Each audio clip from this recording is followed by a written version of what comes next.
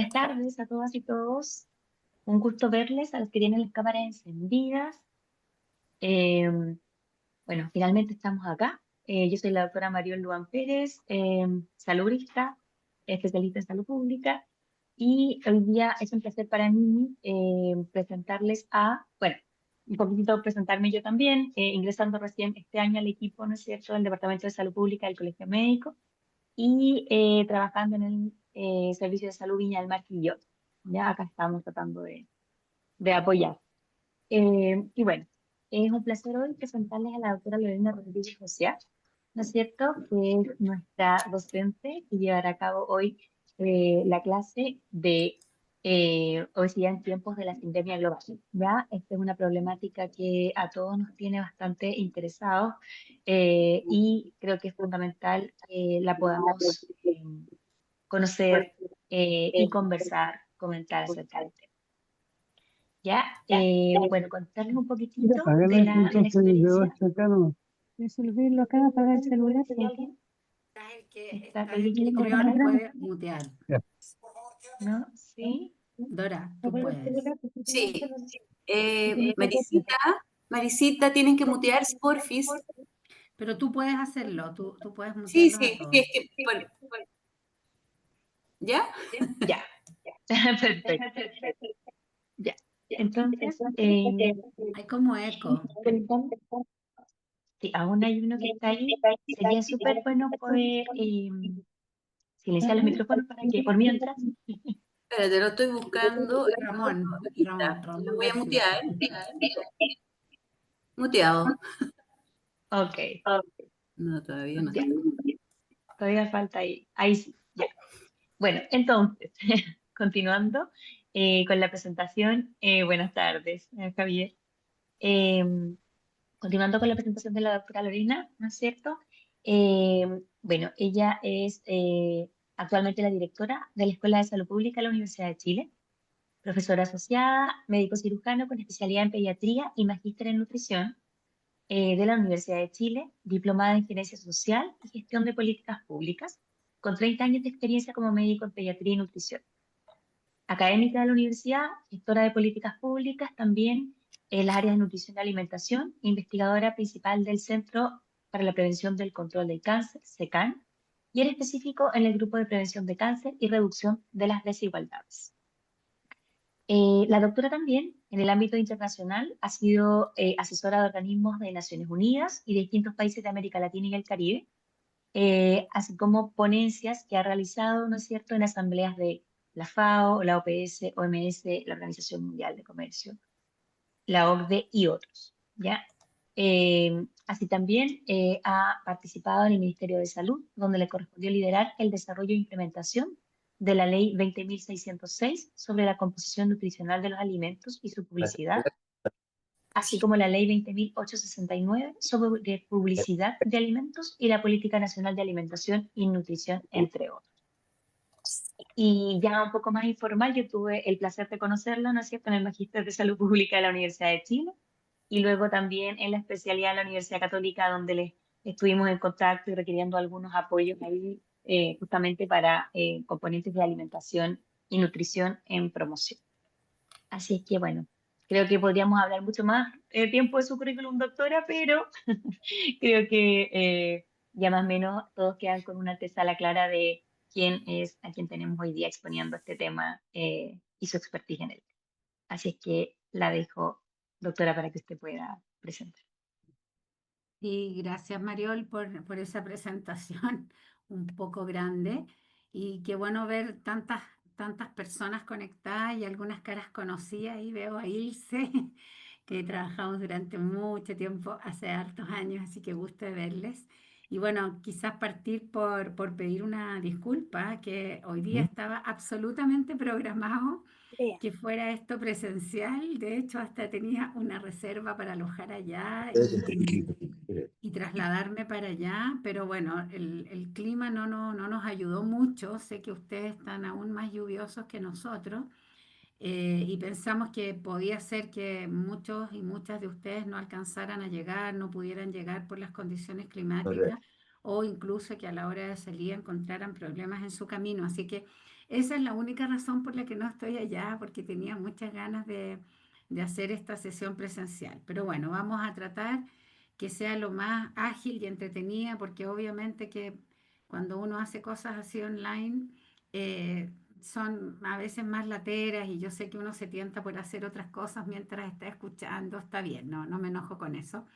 Pero sí les quería pedir que, por favor, cualquier comentario o duda mientras yo estoy hablando, yo no les voy a ver a ustedes porque voy a poner la pantalla con la sesión, pero ustedes pueden escribir en el chat o simplemente abren su micrófono y me interrumpen. No hay ningún problema con eso, al contrario. Y yo les voy a contar un cuento con la mirada desde la obesidad, con una lógica bien de salud pública y también contarles lo que está pasando en el mundo con estos temas. Pero muchas veces uno le trae al recuerdo o a la realidad un paciente que tuvo, un caso que vio o que leyó. Por favor, súper interesante compartir experiencias porque eso es lo que enriquece esta sesión. Y también decirles que, bueno, yo llevo muchos años dedicada a la salud pública, pero tengo mi historia de pediatra, de nutrióloga también, pero ustedes van a saber mucho más que yo de eso porque hace mucho rato que ya no hago clínica, pero encantada de compartir toda la experiencia. Entonces, voy a compartir pantalla. Yo puse como hartas diapositivas para compartir con ustedes, pero no hay que estresarse con eso, no es necesario llegar a la última diapositiva, mucho más interesante poder conversar un poco y la presentación queda absolutamente disponible para ustedes si es que hay algo que les parece que pueden utilizar. Por favor, siéntanse absolutamente libres de hacerlo. Y la mayor parte de las diapositivas tienen sus referencias, pero si hay alguna referencia que no encuentran o alguna referencia que olvidé poner y la necesitan, por favor me la piden también. Bueno, contarles que vengo con varios sombreros a estar con ustedes. El primero, bueno, que estoy actualmente directora de la Escuela de Salud Pública de la Universidad de Chile, pero también formo parte de dos grupos. Uno que es el Grupo Transdisciplinario para la Obesidad de Poblaciones, que coordino yo, que es un grupo muy académico, quizá tiene eso de bemol, pero bueno, es una perspectiva, pero es un grupo transdisciplinario, donde hay arquitectos, abogados, sociólogos, antropólogos, médicos, enfermeras, nutricionistas, matrona, agrónomo, gente periodista del área de las comunicaciones, psicóloga. Y bueno, la gracia de ese grupo es que mira este problema desde distintos ángulos y ha sido muy, muy entretenido, al mismo tiempo muy desafiante, compartir miradas tan diversas y tratar de producir un solo producto donde esté todo esto integrado. Algo de eso les voy a contar. Y también soy parte de la Cátedra de Agricultura Campesina y Alimentación de la Universidad de Chile, que a diferencia del otro es un grupo académico, pero también intersectorial. Y ahí participan organizaciones campesinas, participa la agrupación de mujeres rurales, participa la Asociación de Ferias Libres, participa la FAO y también grupos académicos de distintos ámbitos. Entonces, ahí la discusión es más intersectorial, pero también transdisciplinaria. Así que he tenido esa experiencia de vivir este tema desde miradas muy diversas y algo de eso es lo que quiero compartir con ustedes hoy día. Vamos a ver si logro avanzar. Ahí está. Bueno, primero declaro no tener conflictos de interés para esta conferencia. Mi sueldo lo paga la Universidad de Chile en forma completa y todos los proyectos que tengo son proyectos financiados por la Agencia Nacional de Investigación y Desarrollo dependiente del Ministerio de Ciencia o por la misma Universidad de Chile. No tengo conflictos con la industria. Partamos por hablar de la complejidad. Creo que ese es como mi primer tema. Este esquema es un esquema hecho con inteligencia artificial sobre todos los factores que inciden en la obesidad. Y a lo mejor, si uno mira los cuadritos chicos, no se asusten, no vamos a ver cuadrito por cuadrito, puede encontrar más cuadritos, puede imaginar otros que no están allí, pero así de complejo es el problema. Cuando uno lo mira solo como, la gente come mal y no se mueve, nos equivocamos y nos equivocamos tanto que llevamos muchos años tratando de combatir este problema sin lograr darle el palo al gato, porque quizás lo hemos mirado superficialmente, incluso a veces lo hemos mirado pensando en que lo que pasa es que la gente no sabe, lo que pasa es que la gente no entiende, lo que pasa es que la gente es porfiada. Y esas frases que dolorosamente la gente nos refiere en los estudios, nos cuentan cómo se han sentido tratados o tratadas. A veces uno no dice la frase directamente, pero pone una cara, o cuando lo pesa o la pesa, pone otra cara. Y entonces la gente ya se siente retada y uno no le ha dicho ni una cosa. Pero bueno, es mucho más complejo que eso. Si fuera así de simple, se habría solucionado el problema y en ninguna parte del mundo se ha solucionado. Hay países como el nuestro que tienen datos, cifras peores que otros países, pero no hay ningún país que realmente haya logrado hacer descender su curva de aumento de la prevalencia de la obesidad. Entonces eso nos tiene que hacer pensar que este problema es de alta complejidad. ¿Y cuándo decimos que un problema es complejo? Cuando tiene muchas causales, cuando las trayectorias no son lineales. Ustedes habrán escuchado dos personas que comen lo mismo y engordan distinto, dos personas que hacen actividad física y tienen una composición corporal distinta. Bueno, las trayectorias no son lineales y hay una pila de factores biológicos, psicológicos, ambientales, estructurales que van en contra de la lógica. También se habla de problemas complejos cuando hay múltiples interrelaciones. Unos factores potencian a otros. Entonces logro controlar uno, pero se me desbanda otro. Hay unas relaciones que no son fáciles de prever. No sé, por darles un ejemplo, en este país se reguló la publicidad dirigida a niños. Maravilloso, un gran logro. Y resulta que la publicidad dirigida a jóvenes explotó. Ahora hay tanta publicidad dirigida a jóvenes que es inmanejable. Entonces, claro, son cuestiones que uno no prevé porque controlamos un ámbito y se nos desbanda el otro. También cuando hay una amplia variedad de partes interesadas e involucradas. Por eso hice tanto énfasis que no tengo ningún conflicto de interés con la industria, no me pagan ni para esta presentación ni para ninguna, no hago investigación para la industria tampoco, porque aquí hay intereses metidos en esta historia, intereses incluso de algunos grupos médicos, ¿no es cierto?, que dicen por ahí, nos pelan y nos dicen que nosotros queremos que haya más enfermos porque si no nos vamos a quedar sin trabajo. Yo no creo que sea así y más bien estoy segura que no es así, pero nos pelan por ahí, no crean ustedes, como yo converso con tantas áreas, les digo que lo biomédico es que lo tienen como bien en un rincón oscuro, así nos tienen como castigados de repente. Entonces hay muchos intereses involucrados, también intereses sociales, intereses políticos en estos temas, intereses económicos. Y por lo tanto se generan altos niveles de incertidumbre y aún no encontramos la completa solución. Conocemos algunas de las partes y pensamos que si podemos apuntarle con las decisiones a varias partes al mismo tiempo, el problema se podría solucionar, pero no hemos encontrado la solución. Este esquema a mí me gusta porque es una buena forma de revelar nuestra ceguera. Nosotros creemos que lo que nosotros vemos es lo que es. Y aquí están todos con unos lentes que no les permiten ver, pero en el fondo lo que está diciendo este esquema, esta ilustración, es que a veces creemos ver y en realidad no estamos viendo el todo y que para juntar ese todo se requieren varias visiones, porque aunque aún uno pudiera ver, si uno ve solo un pedacito, sin siquiera pensar que existen otros pedacitos o pensándolo, pero no imaginándose cómo son esas otras partes, no logra ver el todo. Entonces, si todas estas personas que están ahí tocando a ese elefante son capaces de mirar en amplitud, de conversar unos con otros, probablemente van a llegar a comprender que eso es un elefante. Quiero partir por algunos datos, no los voy a latear mucho con esto, lo voy a pasar rápido, pero si hay algún dato que ustedes quieran rescatar, después, como ya les dije, van a tener la presentación. Primero decir que Chile está ahí donde se ve la flecha roja, por si no ven bien la diapositiva. Estamos dentro de los países que más consumimos un tipo de alimento que más ventas tiene, más compras tiene y por lo tanto más consumo de un tipo de alimentos y bebidas que llamamos ultraprocesados, y eso está en directa relación con la obesidad. Entonces, en ese mismo lugar donde estamos ubicados en términos de venta de alimentos ultraprocesados, estamos ubicados en términos de obesidad.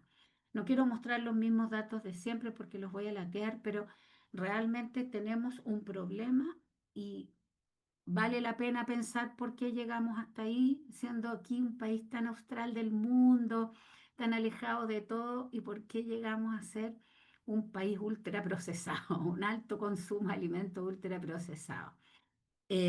No sé si ustedes habrán escuchado el concepto ultraprocesado, ni siquiera se me ocurrió ponerlo, pero voy a resumirlo en dos palabras. Toda la cantidad de alimentos que existen se dividen en aquellos que no tienen nada de procesamiento, que están en su estado natural, y alimentos que tienen un muy alto grado de procesamiento en que se les han agregado un conjunto de aditivos que a veces uno mira y no sabe ni por qué se lo agregaron, ascorbato de no sé qué, acetato de no sé cuánto, o también los edulcorantes, ¿no es cierto? Hoy día hay muchos alimentos que tienen gran cantidad de edulcorantes, etcétera. Y entonces son esos alimentos que cuando uno cuenta la cantidad de ingredientes, la mayor parte no son naturales y tienen más de 5 ingredientes y en los cuales el ingrediente natural, no sé, una fruta, una verdura, una legumbre, lo que sea, está como en tercer, cuarto o quinto lugar y uno dice, bueno, ¿qué es lo que estoy comiendo? Creo que estoy comiendo un jugo de frutas y en realidad uno mira el lugar en que está la fruta y está muy distante y a veces ni siquiera lo tiene, ¿no es cierto? Son solamente aditivos y saborizantes que nos hacen pensar que ese alimento es una piña, pero en realidad no lo es. Estoy dando algunos ejemplos solamente, si ustedes quieren después podemos profundizar en eso. Y esto se traduce en altas cifras de obesidad. Y estas altas cifras de obesidad son en todos los grupos etarios. Aquí les estoy mostrando la última publicación del Ministerio de Salud, que es hasta el año 2022. No sé por qué están tan atrasados en 2023, 2024, ya vamos a terminar el 2025 y todavía no publican el de hace 3 años, no sé qué les pasó, porque lo tienen todos los años, que es la cifra de los niños que se hacen su control de salud en atención primaria. Y uno podría decir, no hemos logrado detener el incremento. Al menos se está tendiendo a aplanar un poquito la curva. No podemos celebrar absolutamente nada porque esos números son bastante horrorosos, pero al menos parece que se está aplanando un poquito la curva. Y en el mapa de la derecha se muestra que la distribución de la obesidad en Chile no es homogénea y hay lugares que tienen más obesidad que otros. ¿Qué pasa en esos lugares? Es parte de esta multicausalidad. Uno podría tener muchas teorías, pero no basta la teoría, hay que ir, investigar y entender qué es lo que pasa. Hace unos años, la zona que tenía más obesidad era Aysén y Magallanes. Y Aysén y Magallanes se pusieron las pilas y hicieron una cantidad de programas, se volvieron absolutamente locos y lo lograron. Y lograron no ser los que están peor, no es que tengan lindas cifras, pero están muy orgullosos de que ahora los peores son en los lagos. Entonces, los Lagos está absolutamente desesperado ahora por hacer algo. Ayer, de hecho, tuve una reunión con ellos. Bueno, pero también hay otros tipos de diferencias y esto ya nos está haciendo pensar en que algo pasa, ¿cierto? Hay diferencias geográficas, pero también hay diferencias por los años de estudio. Las personas que tienen más años de estudio tienen mejores condiciones de alimentación y mejores condiciones nutricionales. Otro elemento que tenemos que poner encima de la mesa, ¿no es cierto? Y generalmente en Chile las personas que tienen más años de estudio tienen mayor nivel socioeconómico, o sea, algo está teniendo que ver el nivel socioeconómico. Y entonces, tanto si uno mira obesidad como si uno mira las consecuencias de la obesidad, hipertensión, diabetes, infarto, ataque cerebrovascular, cáncer, tienen este mismo comportamiento, se comportan peor, tienen peores datos en los grupos de menor nivel educacional y menor nivel socioeconómico. Bueno, y ahí está cómo nos hemos estado comportando con el tema de los ultraprocesados los últimos años. La verdad es que tenemos un incremento tremendo. No, eso no lo hemos logrado detener. Claro que estos datos fueron hechos con la encuesta nacional de consumo alimentario del 2010. no sabemos qué ha pasado después de la ley de etiquetado, porque no se ha vuelto a hacer una encuesta nacional de consumo alimentario. Algunos resultados hay por ahí, si quieren después se los puedo contar, eso es lo mismo. Pero también hay diferencia de género, hay diferencia entre, por ejemplo, los hogares cuya jefa de hogar es una mujer, tienen peores condiciones alimentarias en general. Aquí está reflejado como inseguridad alimentaria, que es lo que mide la CACEN, pero inseguridad alimentaria no solo en términos de hambre, más bien inseguridad alimentaria en términos de que comen poca variedad de alimentos, repiten los mismos alimentos y son alimentos de muy mala calidad nutricional. Y esto no solo se concentra en los hogares con mujeres jefas de hogar, sino que también se concentra en los hogares más pobres. Esos son los que lo están pasando peor en términos de seguridad alimentaria. Y aquí está la gran gama de seguridad alimentaria. Nosotros, los que somos más viejos, como yo, cuando hablábamos de seguridad alimentaria, hablábamos de hambre. Hoy día, seguridad alimentaria, o más bien inseguridad alimentaria, es no pudo comer alimentos saludables y nutritivos. Eso también es inseguridad alimentaria. Entonces ustedes se fijan que ya empezamos a compartir conceptos entre la desnutrición y la obesidad. Y cuando la gente dice, pasamos de la desnutrición a la obesidad, sí, pero antes era inseguridad alimentaria y hoy día sigue siendo inseguridad alimentaria, otra forma de inseguridad alimentaria. Antes era la falta de alimentos, ahora es la falta de alimentos saludables y nutritivos.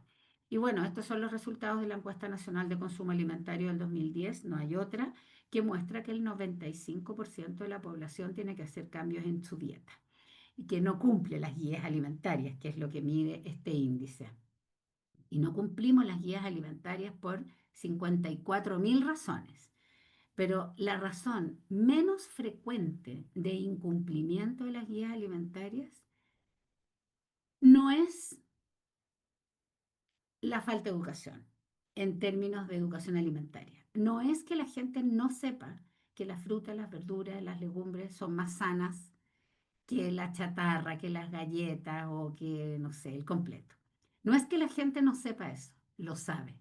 La pregunta es, ¿y por qué no cambia la conducta? Es que somos porfiados o un poco leso. Bueno, algo de eso debe haber también, pero claramente no son las principales razones.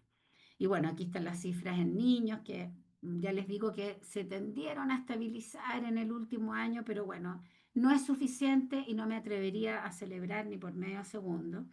Lo mismo ha pasado con el mapa nutricional de Junaed, las cifras son bien espantositas, ustedes pueden mirar ahí esos números de 50%, casi todos alrededor del 50% tienen exceso de peso, ya sea sobrepeso, sea obesidad, no nos enredemos con eso, pero tienen exceso de peso.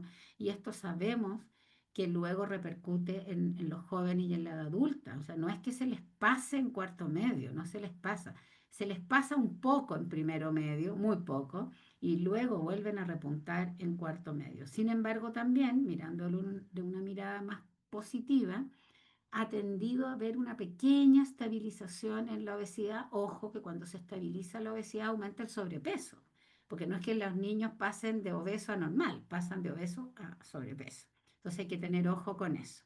Y bueno, la última encuesta nacional de salud, que es del 2016-2017, tampoco se ha hecho una nueva, muestra que en los adultos más del 70% tienen sobrepeso, obesidad, y fíjese lo interesante que una de cada 11 muertes en Chile es atribuible solo al sobrepeso y la obesidad.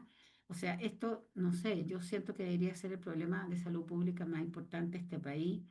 No es porque yo me dedique a este tema, pero detrás de los infartos, del cáncer, del ataque cerebrovascular está la obesidad, detrás de muchos, no de todos, pero detrás de muchos.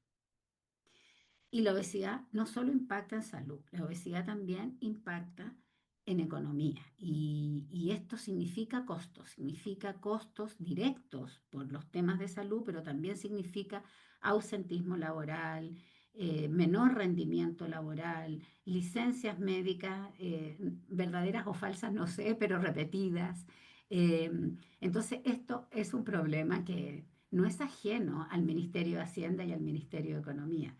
Pasa que las soluciones no son tan fáciles, entonces todos prefieren como, ay, ya que salud a este tema.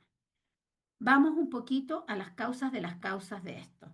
Y en las causas de las causas ya algo les he dicho con los datos que les he mostrado. pero definitivamente en Chile, que es uno de los países más inequitativos del mundo, ustedes lo pueden ver ahí en ese esquema de mapa mundial que les puse, que somos de los países que tenemos el peor Gini, lo cual por supuesto no es de ninguna manera un orgullo, y eso se refleja en todo, se refleja en las oportunidades, se refleja en los ambientes en que viven las personas que tienen menor nivel educacional y menor nivel socioeconómico, se refleja en los extremos, que hay gente que tiene muchas posibilidades y otros que no tienen nada, y eso, bueno, genera una sociedad como la que estamos viviendo hoy día. Es cuestión de ver nomás lo que está pasando en las presidenciales para entender lo polarizados que estamos, y esa polarización política también es el reflejo de una polarización social y de determinantes sociales. Y entonces entramos en este lindo esquema de determinantes sociales, que además cuyas autoras son tres personas, pero dos de esas son chilenas, Oriel Solar y Janet Vega, que se imaginaron entonces un esquema de todos estos factores que inciden en salud. Y si ustedes lo piensan, son los mismos factores que inciden en la alimentación.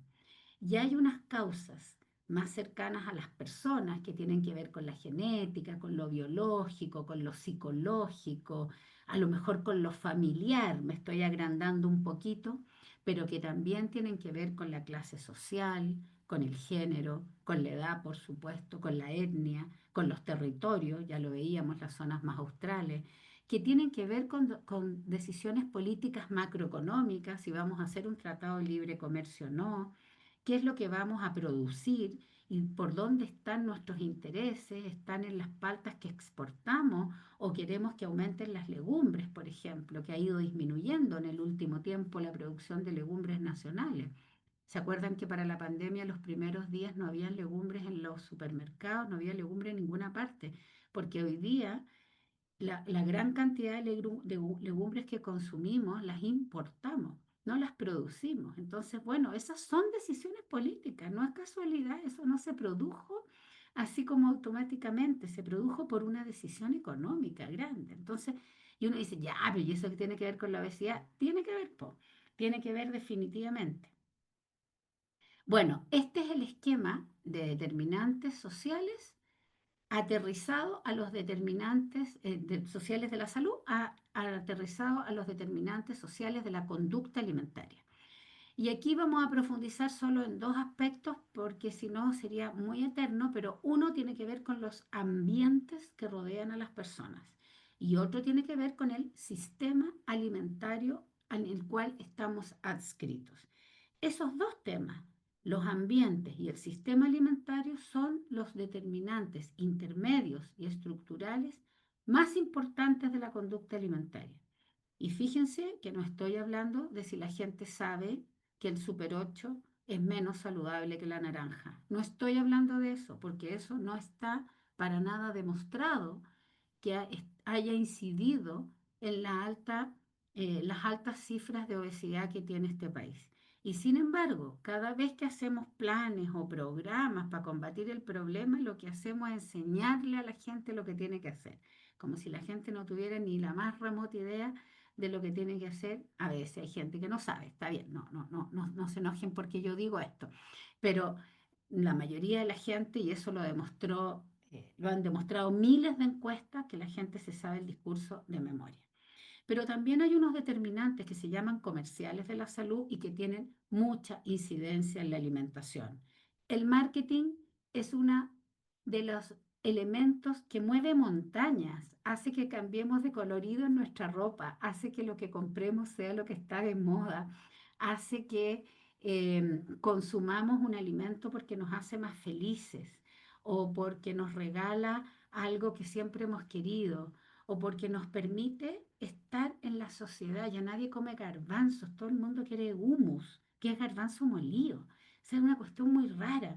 Entonces, pero de esa cuestión nos convencen unos personajes, unas ánimas por ahí que ni siquiera vemos y que se llaman determinantes comerciales de la salud. Hay muchos estudios sobre la incidencia de los determinantes comerciales de la salud en lo que comemos, en lo que se produce y por lo tanto en nuestra salud. Bueno, Vámonos a la sindemia, que era el título de esta sesión. Dicho todo lo anterior, ustedes van a entender que hoy día lo que prima en este mundo, ahora ya no estoy mirando solo Chile, es lo que se ha dado en llamar sindemia global, el gran desafío mundial. Y esa sindemia global, y no sé si ustedes ven mi flecha, pero está conformada por tres grandes pandemias, que son las que están en la parte más alta del dibujo. La obesidad, ahí a la izquierda, la desnutrición y el hambre ahí a la derecha y el cambio climático al centro. ¿Y por qué alguien decidió juntar estas tres grandes pandemias? Porque los factores que están detrás de estas tres grandes pandemias son los mismos y tienen que ver con lo que producimos y cómo lo producimos, que está en la flechita ahí más a la izquierda, el tipo de ciudad que construimos, que le decimos a la gente que camine, pero hay más autopistas que veredas. Por ahí en Viña hay un lugar muy divertido que queda como en Reñaca Alto, ¿ah? En la quinta región, en que uno para cruzar la calle tiene que darse una vuelta a una rotonda que es absolutamente ridículo, porque no hay cómo cruzar esa rotonda. Pucha, yo no me conozco las direcciones y eso, pero tenemos un video con eso, después se los puedo mandar y eso es porque cuando pensaron ese espacio, que es un espacio entre paréntesis rodeado de edificios, por lo tanto ahí viven seres humanos, pero cuando bajan de su edificio tienen una sola opción para cruzar rápido esa rotonda, subirse a un auto. Y le estamos diciendo que camine. Entonces, ¿cómo construimos ciudades? ¿Qué tipo de producción tenemos en términos animales? Por ejemplo, consumimos mucho más carne de lo que necesitamos y el consumo de carne tiene que ver con producción bovina y por lo tanto esos animales producen gases de efecto invernadero en sus fecas y consumen agua y bueno, dañan también el medio ambiente. Y con el tipo de producción de alto nivel de ultraprocesados. Entonces, estas decisiones que están detrás de estas tres grandes pandemias, a su vez, están tensionadas por decisiones macroeconómicas que reflejan estas flechas aquí con números y por decisiones políticas que refleja aquí este auditorio, ¿no es cierto?, como un congreso. Y esta investigación que llega a estas conclusiones es un documento bien cototo que se llama Global Syndemic of Obesity, Undernutrition and Climate Change y que es de un grupo de investigadores de la Universidad de Auckland en Nueva Zelanda que vinieron a Chile, tienen ahí creo que les puse un video donde lo cuentan en cortito, pero es un documento importante basado en la evidencia y en estudios muy serios respecto a que esto de la sindemia global es el gran problema hoy día, porque uno podría poner como flechas más hacia arriba lo que nos está enfermando, matando y discapacitando precozmente, ¿no es cierto? Las cardiovasculares, el cáncer, las enfermedades de salud mental, las enfermedades broncopulmonares, el ataque cerebrovascular, la hipertensión, la diabetes, bueno, está tensionado por todas estas mismas causas. Y eso es lo que este grupo, que es un grupo además internacional, donde participa gente de todo el mundo, también de Chile, que han hecho esta reflexión muy seria respecto a lo que está pasando hoy día. Y ahí están el conjunto de factores que se interrelacionan, que son los determinantes sociales, en el fondo, lo mismo que les acababa de mostrar, los intermedios y los estructurales. Bueno, y cuando uno dice, ¿será verdad esto? Y sí, hay un montón de investigación respecto al sobregiro ecológico, ¿no es cierto? Que es como el cambio climático y otros efectos, otras características del cambio global, que en realidad se llama, es que nosotros nos gastamos el ahorro anual, en caso de Chile, lo pasamos ya el 23 de mayo. Ahora ya estamos consumiendo lo del 2025, 2026. Esto fue el 2024, pero ya estamos peor todavía ahora en el 2025. Entonces, y ahí hay varios países del mundo, no con mal de muchos consuelos de tontos, pero quiero mostrarles que hay investigación que está diciendo, ojo con lo que estamos haciendo con nuestro planeta, porque lo estamos dañando de una manera bastante irreparable. Y hay mediciones del aumento de temperatura, hay mediciones de la disminución de la superficie para cultivo de la superficie sembrada, se están ocupando los terrenos con otros fines que no son fines de producción alimentaria y entonces esto significa, por ejemplo, que durante la pandemia nos quedamos sin legumbres. También el balance hídrico, que tenemos una producción agrícola que está privilegiando algún tipo de cultivo que es de alto consumo de agua, como por ejemplo las paltas, pero bueno, claro, porque producen divisas, porque resulta que se exportan estupendo. Entonces el equilibrio entre el crecimiento económico y el daño a los suelos, a la ecología, bueno, hay que poner las cosas en una balanza y buscar buenos equilibrios. Las respuestas no existen. Y después nos preguntamos, ¿y por qué tenemos tantos incendios? ¿Y por qué tantas inundaciones? ¿Y por qué los campos ya no producen? Bueno, esto tiene sus consecuencias. ¿Y esto qué tiene que ver con obesidad? Y está relacionado, como ya les decía, primero por estos conductores comunes, pero además hay alto grado de evidencia al respecto. Este es un estudio que muestra la correlación entre la producción de gases de efecto invernadero y el índice de masa corporal. Y tiene una correlación, no perfecta, pero tiene una correlación. Es decir, no es una correlación, no es una relación causal, es una correlación, se asocian. Efectivamente, en los países que hay mayor producción de gases de efecto invernadero per cápita por persona, también hay mayor índice de masa corporal promedio. Probablemente porque es el tipo de alimento que estamos demandando, que estamos produciendo, que estamos consumiendo también. ¿Qué hacer con esta mirada de enfoque global? Estos grupos que encuentran estas tragedias tienen la gracia que después también se juntan para buscar soluciones. Y eso nos da una esperanza. Y entonces se conformó un grupo muy interesante que se llama IT, al alero de Lancet, de la revista Lancet, que ha estado muy preocupada de estos temas de sindemia global. Hicieron una revisión exhaustiva de la evidencia, pero además hicieron un conjunto de entrevistas a expertos mundiales de todas partes del mundo. Entonces juntaron la evidencia con la experiencia, que es bien, un análisis bien importante, y dijeron que lo que tenemos que hacer para darle así a los tres problemas sindémicos, la malnutrición en todas sus formas y el cambio climático, es transformar las dietas. Pero para transformar las dietas hay que transformar el sistema alimentario. No basta con transformar las dietas. Si pasado mañana nosotros decidimos todos empezar a cumplir con las guías alimentarias, con todas las guías alimentarias, no alcanzarían los alimentos. Entonces hay que cambiarlo. Y la transformación hacia dietas sanas, ellos hacen un plan al 2050, que es un pequeño resumen. Este documento está en todos los idiomas, como en 8 idiomas. Dice que tenemos que aumentar el consumo de frutas, de verduras, de frutos secos y de legumbres, y que hay que duplicar el consumo, y por lo tanto hay que duplicar la producción. Que el consumo de carnes rojas, lo lamento por la mala noticia, sobre todo siendo viernes, y también de los azúcares, debe reducirse en más del 50%. Consumimos mucho más de lo que necesitamos y por lo tanto producimos mucho más de lo que necesitamos. Y que solo una dieta rica en alimentos vegetales y con menos alimentos de origen animal va a mejorar la salud y traer beneficios tanto para las personas como para el medio ambiente. Esto que está resumido, por favor, en pocas líneas, disculpen eso, pero solamente para darles una luz al respecto, es un documento mucho más completo que explica y que hace una propuesta de una canasta alimentaria saludable y sostenible, que entre paréntesis es la canasta que acaba de proponer la Comisión para la Pobreza. No la propusieron 100%, pero propusieron un camino gradual para llegar al 100%.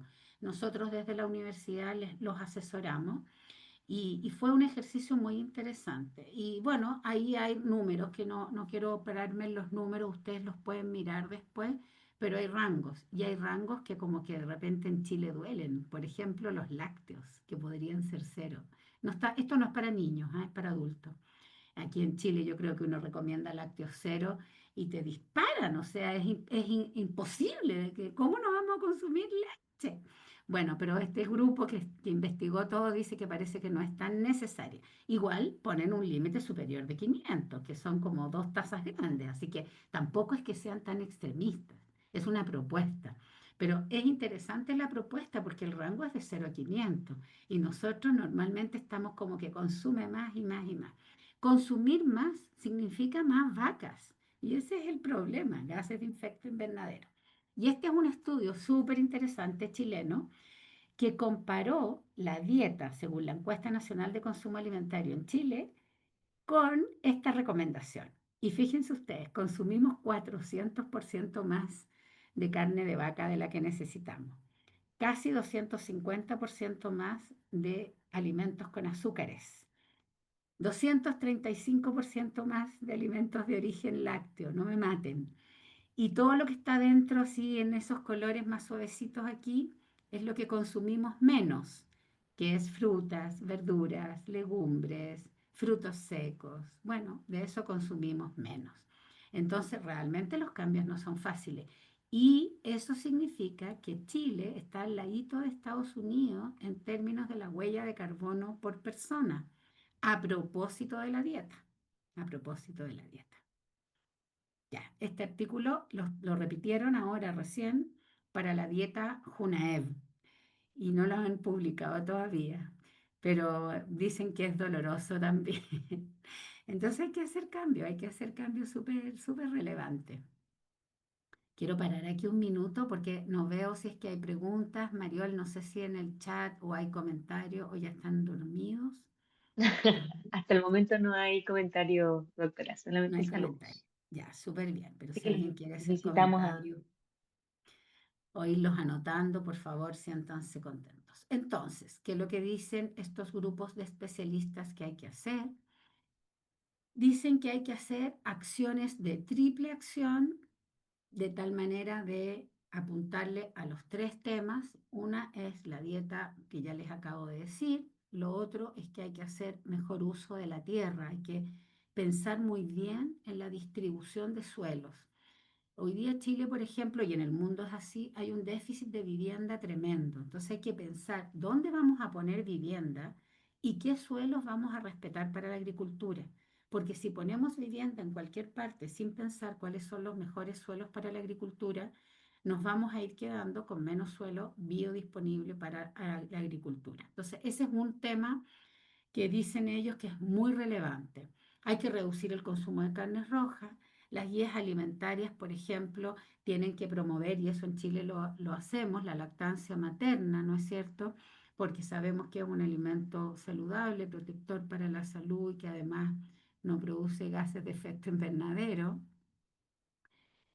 Menor demanda de alimentos ultraprocesados, menor producción de alimentos ultraprocesados también. Hay que legislar en base a derechos, ¿no es cierto? Las personas tienen derecho. Algunos proponen que tiene que haber más soberanía alimentaria, que los países tienen que elegir qué es lo que quieren producir en base a su cultura, en base a sus tradiciones y bueno, también en base a la economía. Que hay que cambiar los medios de transporte, que hoy día cada uno anda en su auto y tenemos que mejorar. Chile ha avanzado en eso en el transporte público, todavía nos queda mucho por avanzar. Yo creo que en la región de ustedes hay una gran brecha todavía. Cuando voy para allá y me voy en esas micros súper antiguas y cacharrientas y que son bonitas y que son como a uno le traen recuerdos de la infancia, pero que son súper contaminantes. Pero tenemos que pensar en un buen transporte público para que la gente elija el transporte público, la bicicleta o la caminata versus el automóvil.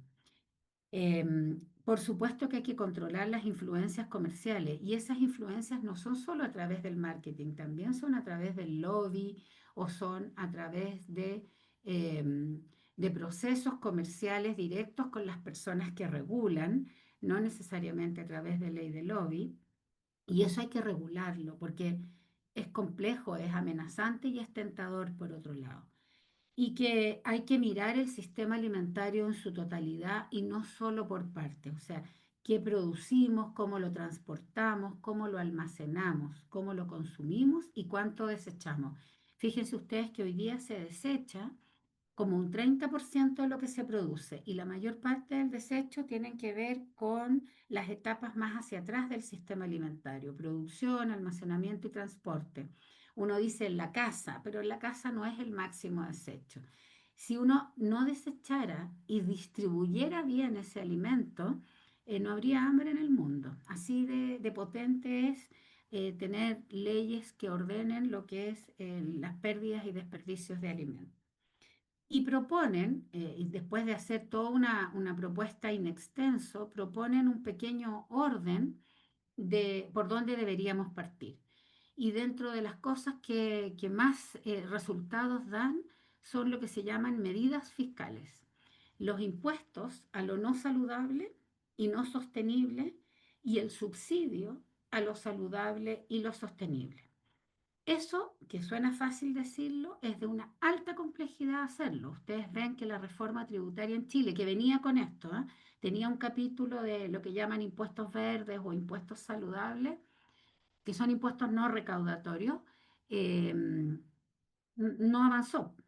Y había mucha esperanza que avanzara. Chile iba a ser de los primeros países del mundo que iba a lograrlo. Logró ponerle impuesto a las bebidas azucaradas, pero nada más, y un impuesto bajito, que no es suficiente. Y eso es una de las primeras propuestas que se hacen. Lo otro es el etiquetado frontal de alimentos. Nosotros tenemos etiquetado frontal de alimentos.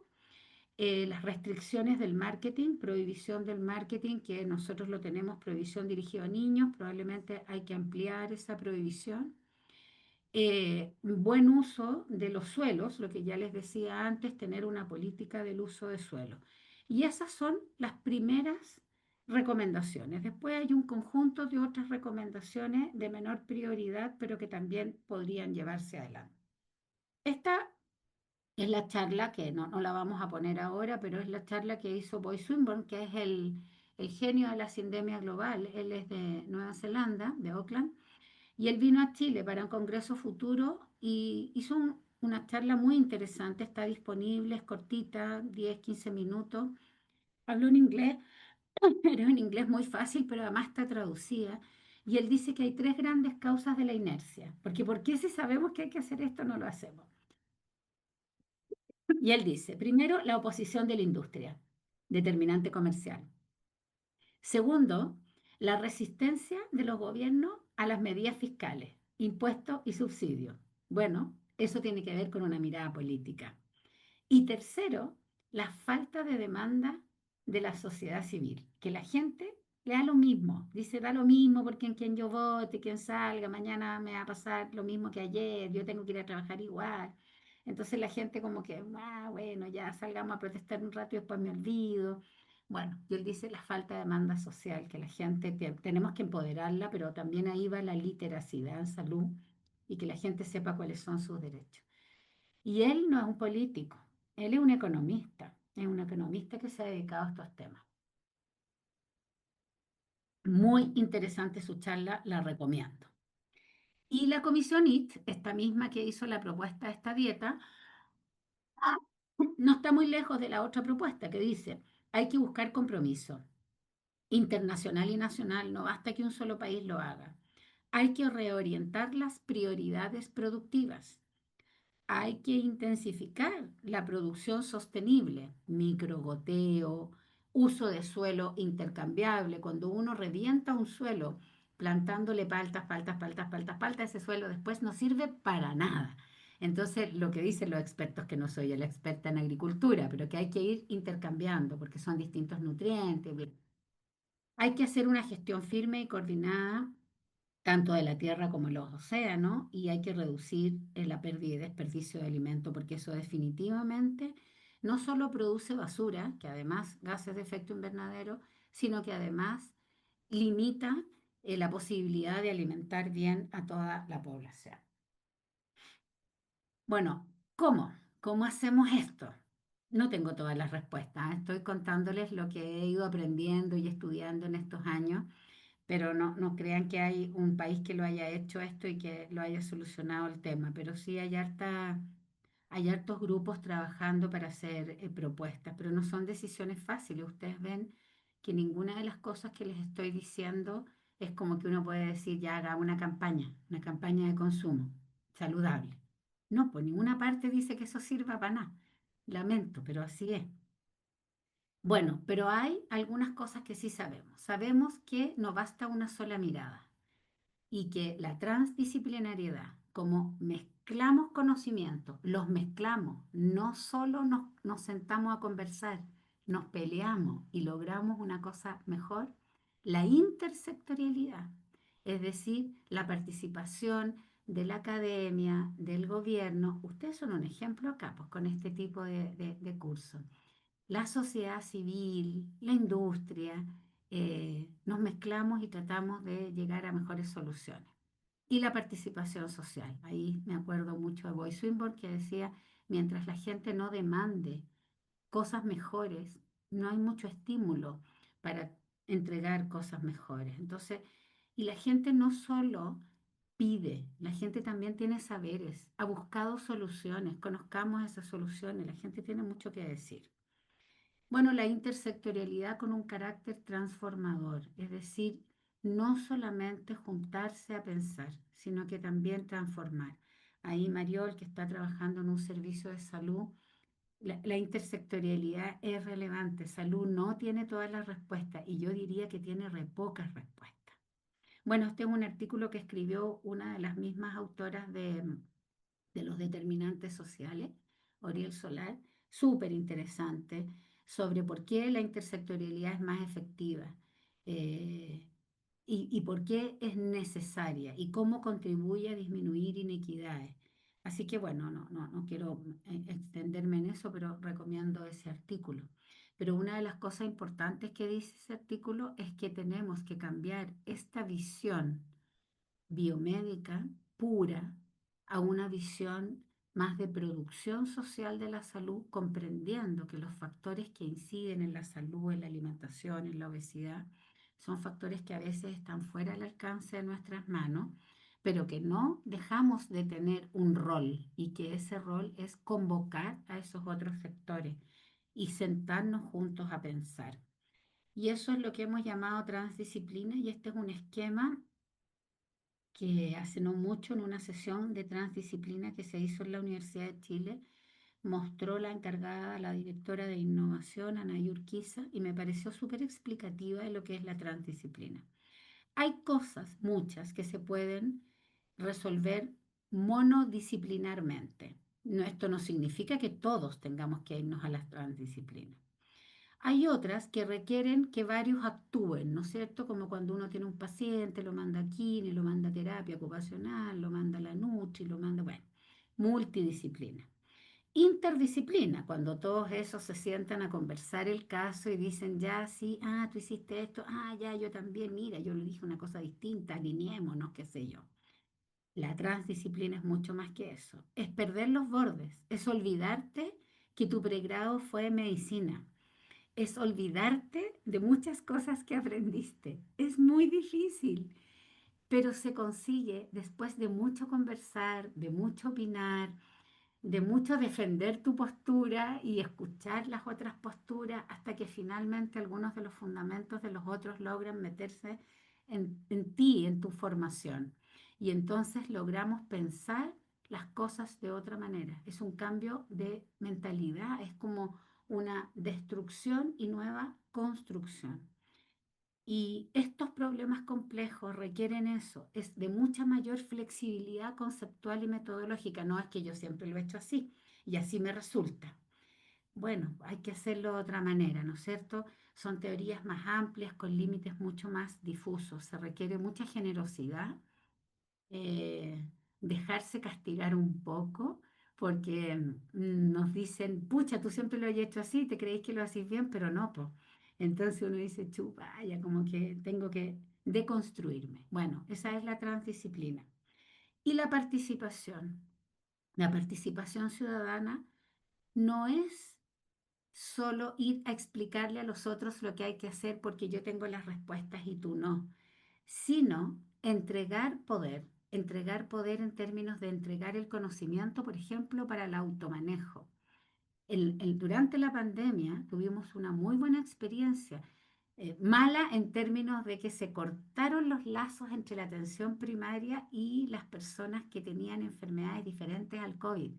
Y esas personas tuvieron que arreglárselas y lo lograron con distintos saberes, con distintos mecanismos. Son capaces. Y quienes habían tenido más información y estaban más empoderados por equipos de salud que estaban como más puestos con esto del automanejo y la autogestión, esos grupos resolvieron mejor sus problemas que aquellos que eran muy dependientes de los equipos de salud. Eso es empoderar a la ciudadanía, es entregar herramientas, pero también escuchar qué soluciones tuvieron y no negarse a que a lo mejor esas soluciones no salen en los libros, pero que funcionan. Y entonces podemos realmente hacer un intercambio de saberes que es muy constructivo. Eso es la participación ciudadana que ha demostrado mejores resultados. Cuando todos nosotros estamos empoderados con problemas que no son los ámbitos habituales que uno maneja. Nosotros mismos, que también somos ciudadanos, y cuando podemos decidir si hay que construir un edificio en nuestro barrio o no, y ninguno de nosotros estudió para hacer edificios, pero uno tiene un saber ahí y tiene una vivencia que puede expresar. Entonces, eso es empoderamiento. Les voy a dar un ejemplo de esto en pandemia. Estas estrategias top-down, que es entregar alimentos, por ejemplo, por parte del Estado. Aquí nadie le preguntó a nadie lo que tenían esas cajas y si les servían o no. Y hay gente que le llegaron alimentos que en su vida habían consumido y decía, ¿para qué me llegó a mí? Bueno, no es que esté mal, en casos de crisis eso se necesita. Un intermedio, que es una buena alianza entre la comunidad, por ejemplo, y el Estado, en que se hicieron estos bancos de alimentos, en que los feriantes se relacionaron con los municipios y organizaron unas canastas saludables. Y el bottom-up, que es cuando la comunidad busca una solución porque el Estado no se la está dando y porque tiene ideas y saberes, como son las ollas comunes, por ejemplo, que las organiza la comunidad como una respuesta a una necesidad. Estas tres estrategias no compiten, son complementarias. De hecho, luego el Estado dijo, oye, esto de las ollas comunes está funcionando bien, ¿por qué no hacemos donaciones ahí? ¿Por qué no organizamos para que mejor ahí? Porque además es un espacio de cohesión social que ayudó mucho a la salud mental durante la pandemia. Entonces, este es un ejemplo que a mí me parece entretenido de ver porque no es ninguna teoría, esto ocurrió. Doctora, Sí, hay una consulta en el chat. dígame. No sé si la quiere leer o se la leo yo, de Hugo Bueno, Reyes. léemela tú si quieres. ¿Sí? Bueno, Hugo pregunta, dice, la Estrategia Nacional para detener el sobrepeso y obesidad en la niñez y adolescencia apenas considera, 2023-2030, sí, eh, considera la educación desde prekinder a los 12 años, supongo, a través de la alfabetización sanitaria y las escuelas promotoras de salud, entiendo, sí, establecimientos educacionales. Lo mismo, no existe una interacción entre los ministerios de Educación, Salud, Social y Familia. ¿Qué opina al respecto? Bueno, primero que sí existe esa intersectorialidad. Ahora la pregunta es si es efectiva. No, no es muy efectiva. ¿Y por qué no es muy efectiva? No porque no se hayan hecho esfuerzos. Yo creo que Chile tiene historia desde el Vida Chile, 30, 40 años, de tratar de que los sectores conversen. Y los sectores no conversan. ¿Y por qué no conversan? Por varias razones, según yo, de lo que he reflexionado en estos 1000 años. Primero, porque cada uno tiene sus propios indicadores. Y eso me lo hizo ver muy bien una vez un equipo de educación que me dijo, mire doctora, yo me preocupo de su educación y promoción, no se preocupe, yo me preocupo. Y usted, por favor, en los CEFAM empieza a enseñarle a leer y a escribir a los niños, y a sumar y restar, porque sabe que mi indicador es ese. Entonces yo me hago cargo de su promoción, todo lo que usted quiera, pues usted se hace cargo de mi tarea. Entonces, los sectores sienten que cada sector tiene que cumplir sus propios indicadores y no hay indicadores comunes, porque no hay intersectorialidad efectiva y no hay transdisciplina en esto. Y eso es un desafío para el Estado, tener indicadores comunes. Un indicador, ojalá que no se pueda cumplir si todos no cumplieron su pedacito, ese me encantaría. Hay que buscarlos, hay que buscar indicadores que nos obliguen primero a sentarnos, no solo a escucharnos, porque seminarios intersectoriales en este país, todo este montón. Me invitan muchas veces. Así que todo este montón, no es que no hayan, los hay. Y todos escuchan y se entretienen y después cada uno vuelve a su labor habitual con su famoso indicador. Esa es una razón. La otra razón es que siempre se ha mirado un poco en menos esto. Cuando se creó la ley Elige Vivir Sano, que a mí entre paréntesis me carga ese nombre porque va justo en contra de lo que acabo de decir, pero era una ley que lo que promovía era la intersectorialidad. Y entonces se identificó mucho con un gobierno. Por lo tanto, el gobierno siguiente no la pudo eliminar porque es una ley, pero lo escondió. Después volvió el gobierno y lo volvió a retomar. Y después el otro inventó no sé qué y lo escondió de nuevo porque era del otro. Entonces también hay una cuestión político-partidista acá que juega en contra de la intersectorialidad, porque cuando se logra hacer una ley como la ley Elige Vivir Sano, que lo que dice es que tiene que haber intersectorialidad, eso no se logró sino solo cuando estuvo bajo el alero de la moneda, a cargo la primera dama. En ese momento fue cuando más intersectorialidad hubo. Hubo otros conflictos en ese momento, pero ahí realmente la hubo. Pero después ese mismo gobierno la deja en desarrollo social y después lo deja debajo de una subsecretaría en desarrollo social, es decir, sin mucho poder. Y para convocar a otros sectores se requiere poder. O sea, si yo llego y me pongo a convocar, no me va a pescar nadie, ni apunte. Entonces tiene que haber un grado de poder y esa es una decisión política. Y lo otro que ha ocurrido es que bueno, cuando todos estos grupos se juntan y observan qué es lo que hay que hacer, lo que hay que hacer no es fácil. Cuando uno dice lo que hay que hacer es una reforma tributaria, lo que hay que hacer es una reforma de producción, cuesta mucho. O sea, cuando uno piensa no sé si ustedes se fijaron, pero al principio de este gobierno el ministro de Agricultura lanzó una estrategia, la Estrategia de Soberanía y Seguridad Alimentaria, que es súper linda y ahí se quedó en estrategia y no pasó nunca el plan de acción, porque las cuestiones que decía eran difíciles y él tenía que ir a convencer a otros sectores, a economía, Hacienda, a otros ámbitos que no estaban muy convencidos que la soberanía alimentaria, que sonaba como a cerrar las fronteras, hasta el Ministerio de Relaciones Exteriores se puso peludo con esa estrategia. Y no era eso, no era eso. Bueno, en términos de la estrategia de obesidad, la nueva, que yo la estoy resumiendo como estrategia de obesidad porque tiene un título gigante, disminución de la incidencia, disminución del aumento de la prevalencia, no sé qué, bueno. Eh, es bien interesante esa, es súper completa.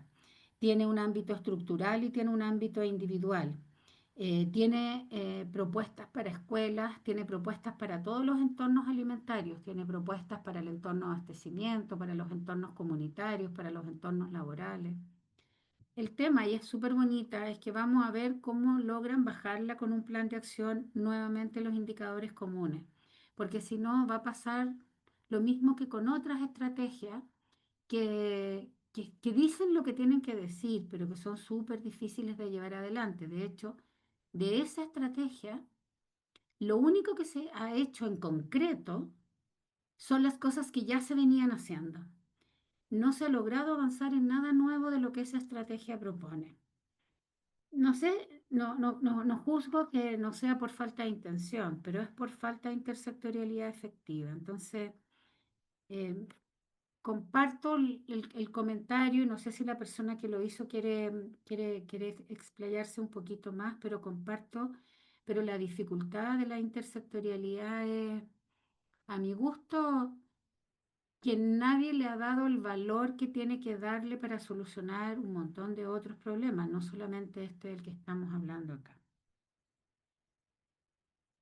Sí, yo no sé si Hugo podrá hablar, creo que quizás no, por eso está escribiendo, porque comenta otra cosa en relación a la alfabetización sanitaria digital, que es considerada por la OMS y otras como un determinante crítico y modificable de la salud. ¿Cuál? ¿Qué opina usted? La alfabetización sanitaria digital, específicamente. Sí. Un poco lo dije cuando hablaba de la literacidad, pero no basta, ¿eh? No basta. De hecho, ahora estamos haciendo unos estudios sobre, con etnografía, como siguiendo la ruta de las personas. Y sí, la mayor parte de la gente en Chile no es baja la literacidad en alimentación, no es baja. La gente se transmite culturalmente el cocinar, y hay harta conciencia, por decirlo así, de lo que es una alimentación saludable.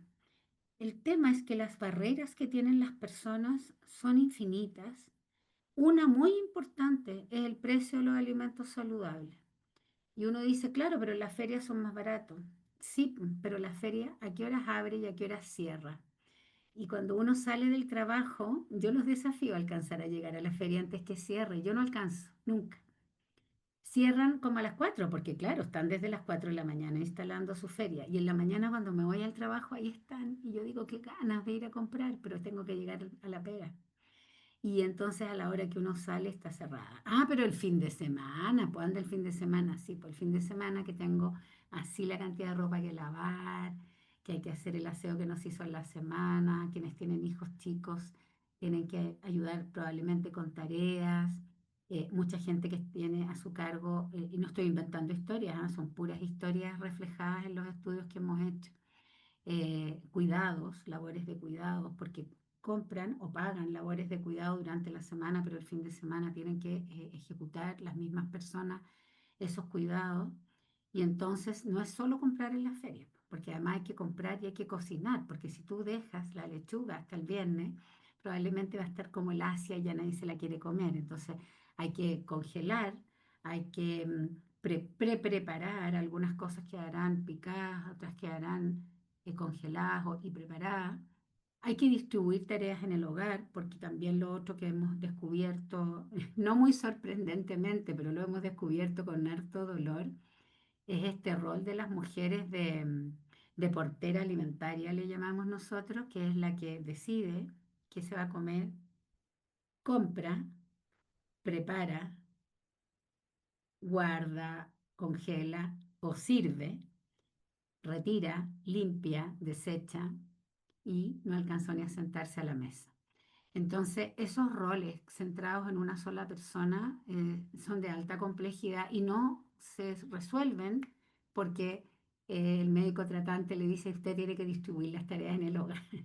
Entonces, hay una cuestión cultural muy potente, y las mujeres lo resienten. Y las mujeres que salieron a trabajar fuera del hogar remuneradamente no abandonan esas labores, suman esas labores. Entonces, eso complejiza y entonces la literacidad es importante, pero no es el elemento más relevante, por lo menos no en nuestro país, no con la evidencia que tenemos. No sé si hay algún otro comentario, Mariol. Él responde a esto de la literacidad como un neologismo que solo incluye la lectoescritura y no incluye los elementos médicos del PIAC, 2021, aritmética y resolución autónomas de problemas, que creo que no conoce el concepto de literacia aplicado a salud. A eso creo que se Sí, refiere. bueno, Chile tiene una, yo uso la palabra literacidad, pero podemos usar otras si les acomoda más, pero Chile tiene una estrategia de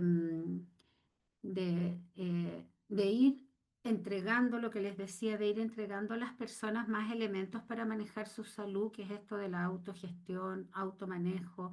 En inglés hay una sola palabra, pero en español hay como tres palabras de su propia salud. Si el problema de eso es que no basta tener el conocimiento para llevar adelante las acciones, no basta. Es útil, es muy útil, pero si ustedes leen algunas de las publicaciones que hemos sacado, después les puedo mandar, eh, las personas tienen otras barreras. Si esto fuera solo la educación, estaría solucionado en muchas partes del mundo y no está solucionado. Estados Unidos, que es uno de los países más ricos del mundo, o si no él, más rico, no tiene el problema solucionado. Al contrario, es el país que tiene la peor situación y no será por falta de educación. Entonces, es complejo el sistema, ¿no? No es tan sencillo. Bueno, aquí les muestro el esquema del sistema alimentario y todas las interacciones entre las distintas partes de la cadena, que como ya les decía, no es lineal, no es de producción, no es como se dice tan simple del campo a la mesa o del mar a la mesa. Hay un montón de otros factores que están interaccionando y que determinan los entornos que nos rodean. Por ejemplo, hay comunas que han hecho alianzas con las ferias libres y que tienen ferias vespertinas y nocturnas. Y eso ha sido un súper buen elemento para cambiar la compra, porque la gente a la hora que sale del trabajo todavía la feria está abierta y tiene hartas cosas. No son las cosas finales nomás porque cierran mucho más tarde, pero eso es una alianza porque se requiere iluminación, techito para el calor o techito para el frío también, para la lluvia. Requiere a veces seguridad porque en la noche la gente se siente más insegura, entonces son alianzas entre los feriantes y los alcaldes para poder proveer de alimentos saludables en un horario más extendido. Entonces, la pregunta clave hoy día es cómo transformamos estos entornos que nos rodean para que los ambientes que hoy día son predominantemente obesogénicos, es decir, que favorecen la falta de actividad física y favorecen el consumo de alimentos no saludables, se transformen en ambientes más saludables. Y ahí hay algunos ejemplos que son fotos en el fondo de realidades. Esta transformación no es una transformación sencilla y ya digo que no es solo voluntarismo, requiere política pública. Entonces nosotros en estos dos grupos que yo les contaba, el GTOP, el Grupo Transdisciplinario de Obesidad y la Cátedra de Agricultura, lo que estamos haciendo es mirar el problema como si fuera un prisma, mirarlo desde distintos ángulos para tratar de buscar opciones. Somos como 30 y tantas personas, pero la gracia es que estamos interrelacionados, algunos más interrelacionados que otros, no ha sido fácil. Y algunos que están en este dibujo ya se salieron porque no fueron capaces de interrelacionarse, porque no es fácil. Y algunos prefieren seguir con la monodisciplina y eso está bien también, no es algo para matar a nadie. La monodisciplina descubrió las vacunas, así que no estoy en contra de eso, sino que digo que para este tema es necesario mirar desde más ángulos. Y lo que generamos es información para la acción, lo que llamamos los policy brief o los position paper, en la cual miramos un problema con varios ojos, eso lo escribimos, lo transformamos en una propuesta de política y lo hacemos llegar a los niveles que correspondan, gestores de política pública, ya sea de nivel nacional o de nivel local. Hemos hecho muchos conversatorios y seminarios donde nos exponemos a gente que opina distinto, porque es muy interesante intercambiar opinión con personas que opinan de otra manera. Y hay un ejemplo donde estuvimos con la gente de la industria, de la agricultura, la academia y el gobierno, mirando cómo ponemos en la balanza el país agroexportador con el país soberano en alimentación. Bueno, también estoy trabajando en un proyecto para prevenir cáncer y ustedes dirán que tiene que ver con esto porque uno de los factores más importantes de riesgo para cáncer es la dieta no saludable y la falta de actividad física y la obesidad en sí misma. Esos son tres factores, no son dos, son tres. Y hemos estado trabajando con las comunidades y entendiendo cómo son los ambientes que los rodean, cómo podemos modificar esos ambientes para que les faciliten las decisiones más saludables. Y un montón de estudios en los cuales tratamos de poner lupa, foco, para entender a la persona, a la familia, a la comunidad, por qué está tomando esas decisiones y no otras, incluso con ambientes que favorecen las buenas decisiones. Ahí los resultados son múltiples, yo no los quiero marear. El tiempo es una cuestión que lo dicen todos y todas, en cualquier nivel socioeconómico y en cualquier nivel educacional. Falta tiempo. Claro, antiguamente teníamos a la mamá o a la abuela cocinando en la casa, y hoy día la mamá y la abuela están en el trabajo. Y eso es algo que ganamos las mujeres. Yo también estoy en el trabajo hasta esta hora, imagínense. Y lo ganamos, pero significó un hándicap porque no vino acompañado de una distribución de labores en el hogar. Lo otro es el espacio, aunque ustedes no lo crean, hemos visitado en estas etnografías, la gente cocina en un espacio muy pequeño, comen en un espacio muy incómodo, muchas veces el mismo dormitorio, que es dormitorio en la noche y comedor de día, y es porque sacan unas cajitas debajo de las camas y eso se transforma en mesa. Entonces, claro, uno dice la comensalidad y siéntese a comer y a conversar, pero esas no son las realidades. Y esto lo hemos visto en niveles socioeconómicos medios bajos, no necesariamente tan bajos. Bueno, y el tipo de ingesta, por lo que yo les decía, tenemos ingestas principales, desayuno, almuerzo y la once comida. Y la once comida está instalada en Chile porque trabajamos muy lejos y estudiamos muy lejos de donde vivimos. Y entonces no nos alcanza el día para 4 comidas. Las ingestas secundarias, que son estas colaciones que están absolutamente instaladas en este país y que muchas veces no son saludables, y unas ingestas que nosotros le llamamos accesorias, que es el picoteo y que es absolutamente invisible. Invisible, o sea, hasta la colación llegamos, pero el picoteo la gente no lo ve y los equipos de salud a veces tampoco. Bueno, y perdonen este gráfico tan complicado, pero lo que muestra es que los ambientes alimentarios, la casa, el lugar donde compramos, la vía pública, el ambiente laboral, el ambiente escolar, no son ambientes saludables. Son ambientes en que la oferta de alimentos no saludables es tan alta y el tiempo a veces para comer es tan poco que muy fácilmente se llena de alimentos ultraprocesados de muy fácil preparación y, y incluso en la casa. La casa es el ambiente más saludable de todos. Y esta situación es peor en los niveles comunales más socioeconómicos más bajos. No estoy hablando del nivel personal, estoy hablando del nivel comunal socioeconómico más bajo. Ahí están algunas de las conclusiones.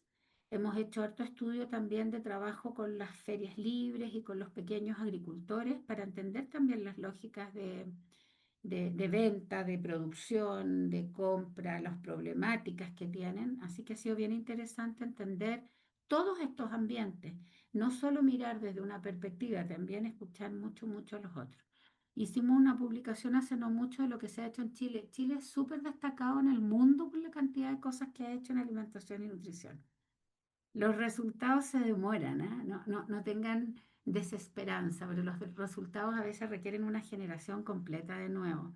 Entonces uno quiere que a los 5 años ya la prevalencia de obesidad, chao.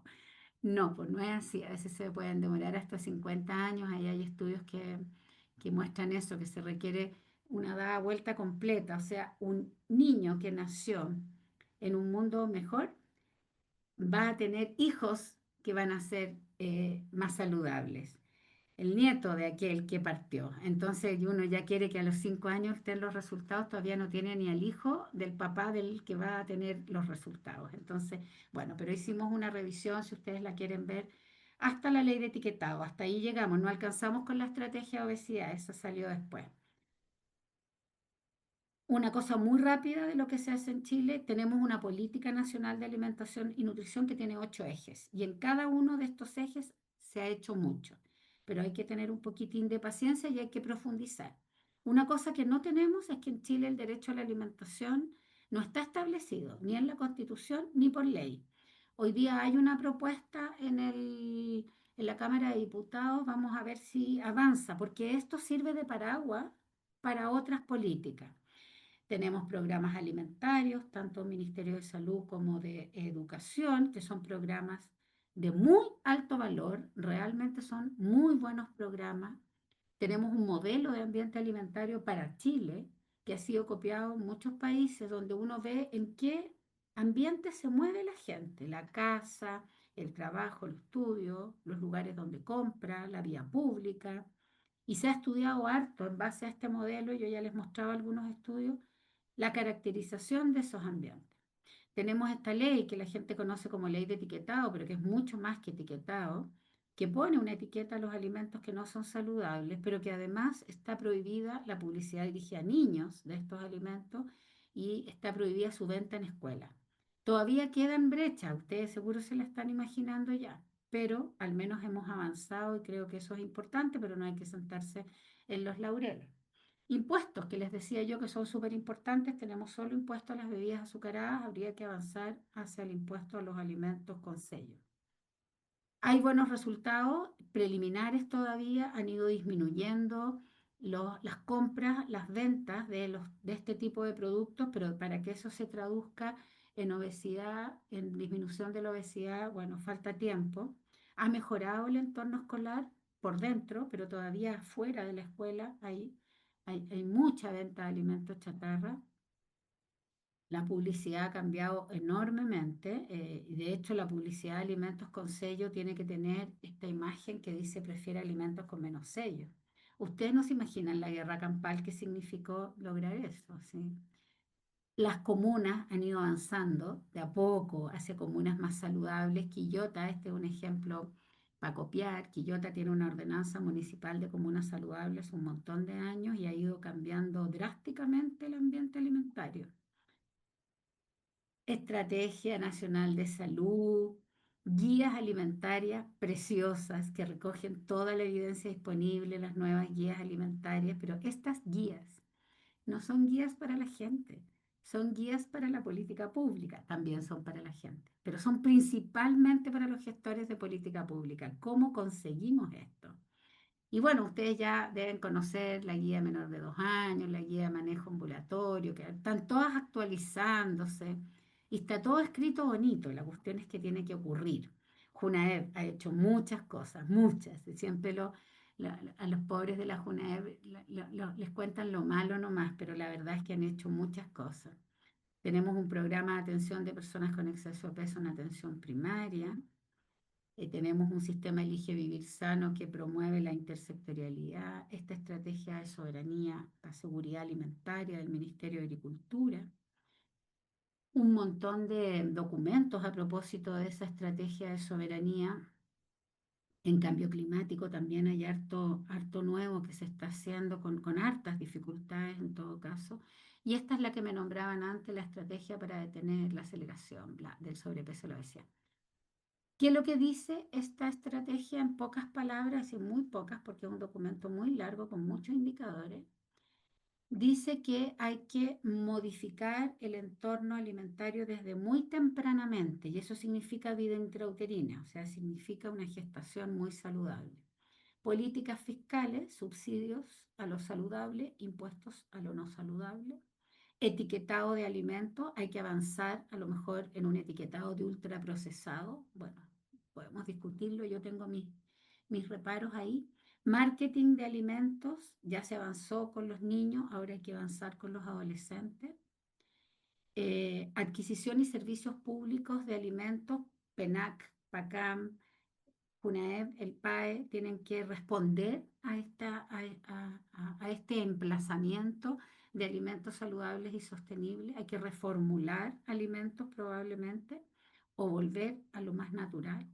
Actividad física, que no hemos hablado nada porque no da el tiempo, pero actividad física es un temazo que también hay que fortalecer, pero ojo, la actividad física no puede entrar en competencia con la alimentación, no basta la actividad física. Si la alimentación no mejora, la situación no va a mejorar. Educación pública, incorporar en los currículum escolares la educación en alimentación y nutrición, en el currículum, no un taller anual, porque ese no sirve. Para generar, me carga la palabra conciencia, pero para generar cambios en las prácticas. Yo lo copié tal cual sale en la estrategia, pero les digo al tiro que me cae. Prestación de servicios para la prevención de la obesidad. También, o sea, el programa Vida Sana en la atención primaria es necesario y a mí me parece una buena propuesta que se focalice principalmente en niños y niñas. Así que tenemos cosas, yo tengo esperanza, hay que darle un poco de tiempo al tiempo y hay que tratar de transformar estas estrategias en planes de acción que permitan continuidad entre un gobierno y otro y que permitan estos avances de los que hemos estado hablando. Yo creo que ya son de las últimas. Cambió la publicidad. Esto fue, yo no sé, aquí hay gente más joven que seguro no sabe, pero los que estamos más viejos cambió mucho. Y esto fue un cambio muy, muy drástico. En las escuelas, no todas, pero muchas han cambiado también. Y hoy día tienen kioscos más saludables y la gente se las ha ingeniado para seguir vendiendo. Y entonces ponen tacataca y cobran por el tacataca en el recreo 100 pesos, no sé. Y siempre pongo este esquema que está hecho por un gran salubrista, nutriólogo, médico, investigador de Chile y del mundo, que es Ricardo Huawei, y que él decía que para cambiar las prácticas y para que esta persona pueda tener mejor salud, mejor alimentación, mejor nutrición, tenemos que disminuirle la pendiente, tenemos que facilitarle las decisiones. Aquí está todo lo que tiene que ver con la educación en lo individual y aquí está todo lo que tiene que ver con política pública en lo estructural. Cuando ambas cosas conversan, la persona que aprendió encuentra las facilidades para el cambio, se produce el cambio. Y hay esperanzas porque hay muchos ejemplos en el mundo, pero también en Chile, de comunidades que están haciendo este cambio hacia espacios más saludables y más sostenibles también. Y yo creo que no hay que sentarse a esperar, pero se están haciendo muchas cosas y hay que ser parte de ese cambio. Eso es mi pensamiento. Eso, esa creo que era la última. Y no sé si por favor tienen comentarios a viva voz. Agradezco a Hugo ahí que hayamos tenido una interacción, me parece muy interesante. Ramón dice énfasis en proteínas vegetales y animales, cultivos familiares, cuidar bosque nativo, nuestro mar con sus proteínas, sí, exactamente. Hay que cuidar el mar también, o sea, se fijaron que decía que hay que tener una política de gestión de las tierras y los océanos, no es así nomás, hay que gestionarlo para producir lo que necesitamos, porque si producimos mucho más, se desecha, se pierde. Y bueno,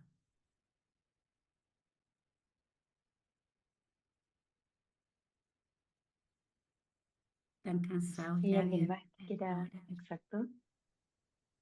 Ahí hay alguien con la mano alzada, pero no le veo su nombre, Eleur. Habla nomás.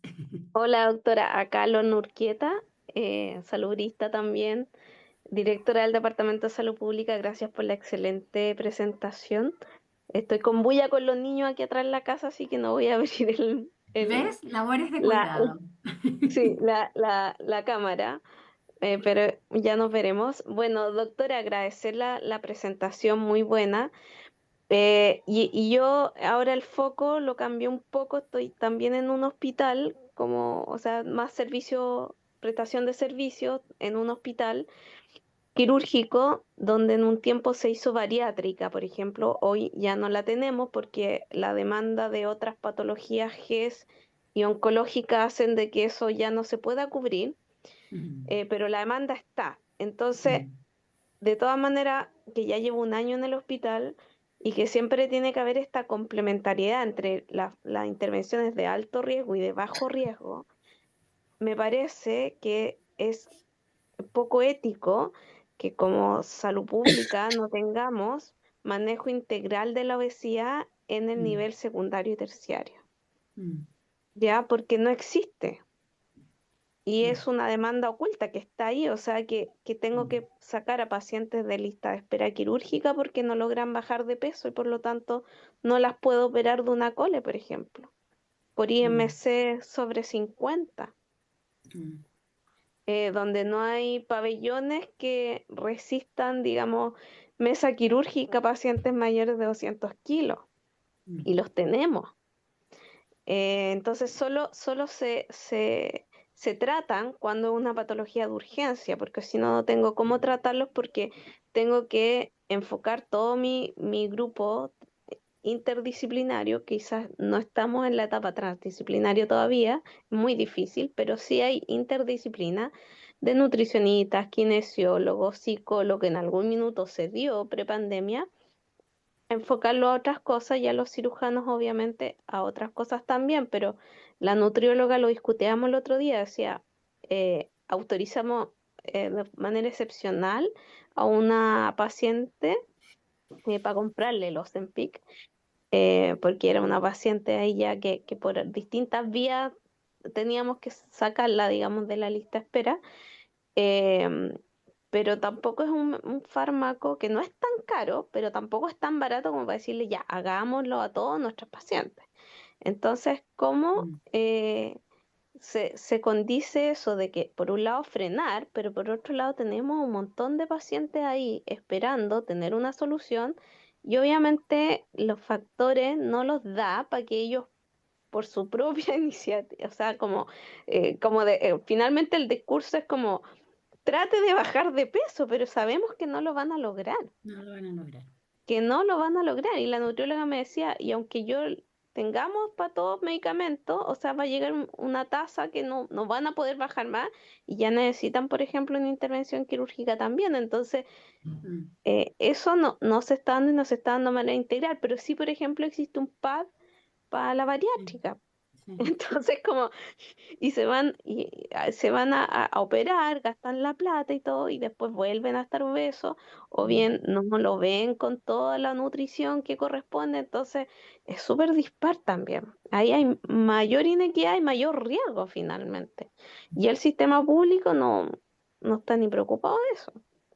Está preocupado, mira, no voy a defender al sistema público, pero están preocupados. De hecho, se conformó una comisión donde participan médicos, cirujanos, eh, nutricionistas, psicólogos, bueno, y me invitaron a esa comisión también. Mira, el tema no es sencillo, porque si el sistema público aumenta la cirugía bariátrica y compra medicamentos como el que tú nombraste, semaglutide u otros, que ahora ya hay otros también, eso es infinito, 70% de la población. Ujú. Y entonces el estímulo a hacer el cambio de fondo, que es el cambio ambiental, estructural, es cero, es cero. Porque entonces ojalá que yo llegue al IMC X con el cual me van a dar ese medicamento o al IMC X con el cual me van a operar. Es complejo, yo no tengo la respuesta completa a eso. Lo que sí te puedo decir es que hay preocupación. De hecho, lo que querían hacer era una guía, una orientación técnica del manejo de la obesidad ambulatoria. El problema es que cuando tú en esa guía pones medicamentos que son de alto costo y el sistema no los financia, yo lo encuentro poco ético, porque Claro, no, es sí. decir, lo que hay que hacer es, qué pena tu vida. Ujú. Entonces, yo misma me opuse a eso y yo dije, yo estoy de acuerdo con que lo pongamos, pero lo tenemos que poner el día que lo podamos comprar, Con porque si financiamiento, no, claro. estamos acogotando a los equipos de salud de cualquier nivel y además estamos exponiéndonos a una demanda. O sea, ustedes se están exponiendo, no yo, pero se están exponiendo a una demanda. Entonces, es un temazo. Y además, como tú muy bien dices, hay una inequidad tremenda porque en el sistema privado se operan y además, no sé, personas que tienen 1 gramo de más reciben este tipo de tratamientos porque lo compran. Salió una guía hecha por un montón de sociedades científicas en Chile, pero no es una guía ministerial, es una guía inspirada en otra que hicieron en Canadá, En Canadá, donde, claro, sí, sí. claro, donde están incluidas todas estas posibilidades y soluciones. Pero que esa guía la haga suya el Ministerio de Salud implica tener que tener financiado eso. Y hay protocolos, porque hay sí se cubren ciertas cirugías bariátricas, pero es un número chiquitito en el sistema público. El bono PAD es otra cosa y esa se disparó y yo, bueno, estoy ultra en desacuerdo cómo se hizo, pero bueno.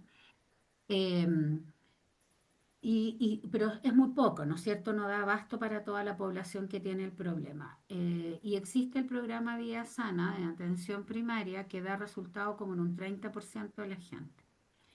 El tema es que operar también tiene rebote, y, y la cirugía no es una cirugía pequeña, entonces tampoco es como que podamos ofrecerle la cirugía a todo el mundo y cada 5 años y a los 5 años vuelve y vuelve con la obesidad de nuevo. Entonces, Yo por eso siempre digo que tienen que conversar las propuestas individuales como esta, la cirugía es una propuesta individual, el medicamento es una propuesta individual, con las estructurales, porque si no, no sabemos lo que va a pasar con el Ozempic y otros, que a lo mejor también tienen rebote. Al principio la cirugía bariátrica era estupenda y de repente pasaron los años y nos empezamos a dar cuenta del tremendo rebote que tiene. Entonces, Ujú. no sabemos si este otro en algún momento va a tener rebote o si alguien tiene que recibir ese medicamento para toda la vida, como si fuera hipertenso o diabético, podría ser, como enfermedad crónica. Pero es complejo, también sabemos la baja adhesión que hay a los tratamientos crónicos. Entonces, invertir un montón de plata para que después a los 5 años de nuevo esté igual que al principio. Entonces, no son decisiones fáciles, no tengo la respuesta final a lo tuyo, pero entiendo que el ministerio no ha avanzado, no porque no tenga ganas de avanzar en esto, sino que porque tiene que tener el presupuesto para avanzar en esto. Si no, no puede, o sea, no puede hacer una guía que sea incumplible. Es que eso sería una Sí, no, locura. es acogotar el sistema, sí. Es A lo que acogotar el yo voy, sistema, ustedes mismos. sí, la reflexión que nosotros hacíamos el otro día con la nutrióloga que estábamos hablando harto de la obesidad, porque finalmente terminamos eh, viendo un montón de otra patología que sí tiene guía, que sí tiene fármacos, que sí tiene cosas, y de la obesidad que es súper transversal a todo, o sea, cáncer, diabetes, infarto, qué sé yo, está como más ahí. Entiendo que es conflictivo también, porque siempre tienen que Pero estar las dos áreas. es por eso. Si hay una guía, Mm. pero hay una guía que no incluye ni medicamentos, no incluye medicamentos, porque hay una guía para cirugía bariátrica también. Hay guía. Si el problema es que lo que quieren es una guía con medicamentos, pero eso no es ningún problema. Tú lo encuentras en la internet en 2 patadas. Si el problema es comprar el medicamento. Va a terminar ahora la patente. Creo que ya el próximo año termina el plazo de la propiedad intelectual de la patente del medicamento original y me imagino yo que irán a salir medicamentos bioequivalentes, pero la pregunta que yo misma le hago a ustedes son más clínicos seguramente que yo, es si eso es lo que queremos. No, sí, tampoco tengo una respuesta, estoy No tengo la reflexionando en respuesta. relación a eso. Obviamente no es, pero sí es, o sea, uno no quiere llenar de fármaco a la población, pero Mm, si hay una alternativa terapéutica, es súper, finalmente es como el paciente que se lo puede comprar por fuera y baja de peso, lo termino operando de la cole y el que no, mm, lo tengo que egresar de la lista de espera porque no cumple criterios. Y eso es súper exacto. doloroso. Es doloroso, sí, sí. Comparto contigo, Leonor, ¿cierto? Leonor. Lorna. Lorna, perdón. Sí, comparto contigo y no tengo la respuesta completa para eso, porque, claro, el caso que tú cuentas es un caso que uno diría, este sí tiene indicación. Pero ¿cómo hace uno para que los criterios sean así estrictos? Em, y, y cuando uno abre una puerta como incorporar medicamentos para bajar de peso, cuando el 70% de la población tiene exceso de peso, está hablando de palabras mayores. No sé si tenemos algún otro ejemplo como ese, con tratamiento médico que incluya el 70% de la población. O sea, eso es un gasto infinito. Pero no tengo la respuesta correcta y he tenido reflexiones como la que tú tienes, sobre todo en ese comité en el que la guerra es campal, ¿no? O sea, es muy, muy complejo avanzar, porque además los cirujanos dicen que ellos en una sola patada solucionan el tema.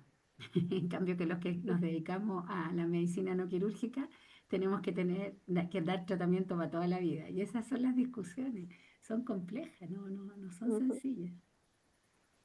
Sí, gracias, doctora. Si era solo para poner el tema y reflexionar en el foco que me toca ver ahora. Muy buen tema y pucha, lamento no tener una respuesta. No sé si alguien más quiere hacer algún comentario. Yo creo que este tema que puso Lorna es un tema que no está para nada resuelto en Chile, pero sí deberían haber por lo menos criterios. A lo mejor al principio muy, muy estrictos y luego habrá que ver cómo vamos resolviendo paso a paso. Doctor, yo me voy a aprovechar de mi rol, pero en esta clase, pero igual quiero aprovechar el concepto porque es algo que yo no conocía hasta la especialidad, que es el concepto de las mejores compras, ¿no es cierto? Los Best Buy, cuando Best Buy. hablamos de Mm. estrategia a nivel, bueno, macro, nacional, pero bueno, quizá un poco poder explicar a los participantes qué son, porque no sé si todos los conocen, pero además de eso es el concepto de que casi todos, o sea, de hecho, los que tienen evaluación de costo-eficacia son el macro nivel, ¿no es cierto? De decisiones nacionales, y pues, que es lo que un poco, gran parte de lo que usted mostró, ¿no es cierto?, en la clase. Ahora, ¿qué hacemos con el micronivel, con la parte de agencia que pueden tener las personas a las que estamos dirigiendo la política, ¿no es cierto? Y este cambio de conducta que queremos generar. Sí, bueno, los Best Buys lo que dicen que son las mejores decisiones en el fondo. Estas compras son como entre comillas. Las mejores decisiones en política pública, mirado entonces desde acá, no desde el problema que nos cuenta Lorna, de la persona que necesita una intervención por litiasis, no sé qué, y no puede porque tiene un nivel de obesidad que no le permite entrar al pabellón, etcétera. Ese no está considerado en las Best Buys. En las Best Buys lo que uno hace es mirar el problema desde arriba y decir, ¿cuáles son las políticas o las acciones que tienen mejores resultados y que abarcan a más población? Y son las que yo les mostraba que disminuyen la pendiente, las que están abajo, las llamadas estructurales, que también se llaman poblacionales.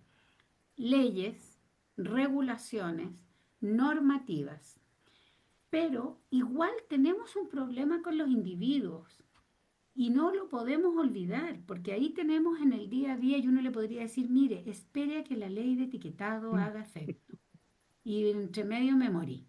Entonces, yo logro entender que tenemos esa disquisición todo el tiempo, sobre todo quienes trabajan en clínica, ya sea en atención primaria, secundaria, en el nivel de complejidad que sea, donde uno tiene a la persona y al frente y le dice, mire, la Best Buy es impuesto a los alimentos, así que vaya a la casa. No, no se puede. Entonces, también hay que ponerse en ese otro espacio y por eso que existen normas y existen guías en Chile, hoy día cada vez menos normas, más guías o recomendaciones.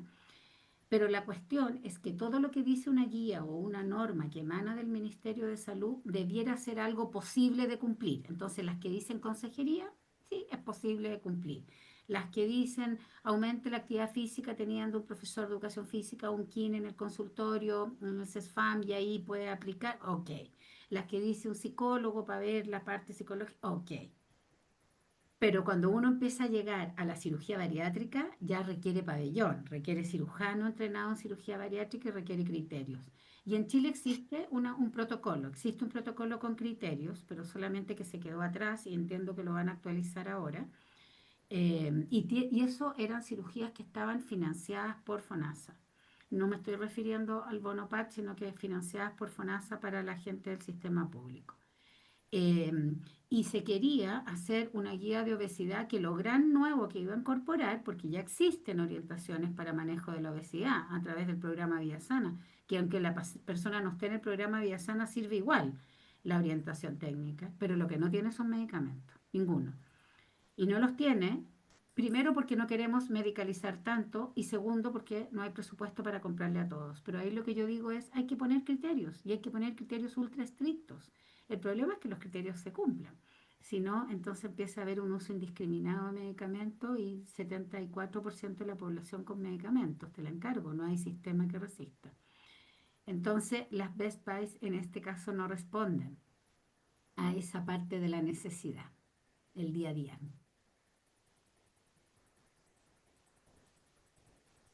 Perfecto. No sé si hay más dudas en pos de la hora.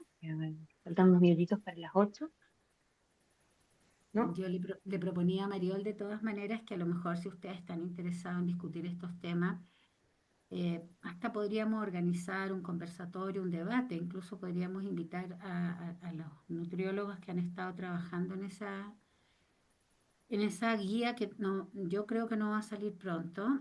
No sé, a la doctora Mónica Manríquez, por ejemplo, con la que yo me peleo todo el rato, somos bien amigas, pero nos peleamos en el enfoque. pero he aprendido mucho de ella en esto, en esta otra mirada. Entonces, si ustedes quieren más adelante, cuando el clima mejore, podemos hacer una cuestión presencial. Yo creo que sería bien, bien interesante. Y podemos invitar también a la gente que ha estado a cargo de esta guía, que no sé si va a lograr salir o no, es muy difícil, eh, para tener una discusión transparente ahí de cómo se ve desde distintas miradas. Me parece, sería maravilloso.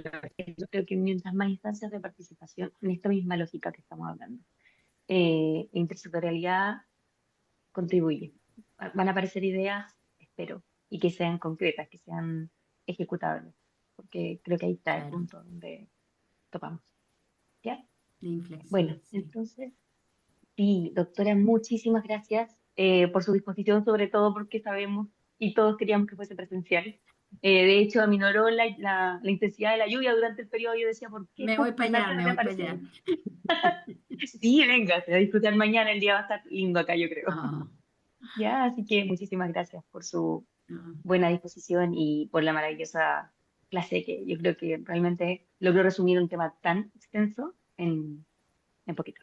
Al menos les di una visión de otro ángulo. Ya sé que no les ayuda a resolver el día a día, pero otro ángulo. Muchas gracias por la invitación, por la oportunidad de compartir. Un gusto de haber estado con ustedes. Y bueno, ya nos veremos por ahí. Como no les vi la cara a todos, si alguna vez me ven, me saludan y no los saludo es porque no les vi la cara a todos. Pero ahí ustedes me dicen, estuvimos ese día y nos encontramos. Muchas Muchas gracias. gracias, doctora. Nosotros Bueno, estamos muy contentos por este tremendo aporte a a nuestro bagaje. Y no vamos a dejar en saco roto este ofrecimiento que usted nos hace de un conversatorio más adelante. Así que estupendo. seguramente va a tener noticias nuestras. Excelente, Gracias. excelente. Muchas gracias y nos vemos. Que descansen, que tengan buen fin de semana. Así, Chao, todos. chao. Igualmente, chao, chao. Chao.